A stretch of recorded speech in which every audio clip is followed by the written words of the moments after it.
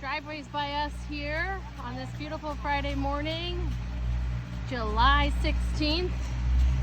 The sun is shining down. We are doing a driveway resurfacing project here in Fredericksburg, Virginia, off of Truslow Road. We got about another 200 feet left. Trying to beat the heat today. Getting that compaction done right now on the top portion of the driveway.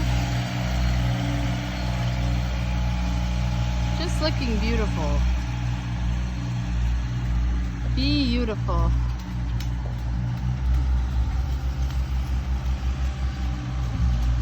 And we are using our Leeboy 8510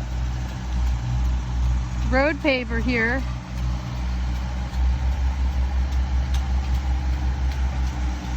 So we'll finish up with a video afterwards, but you can look at that.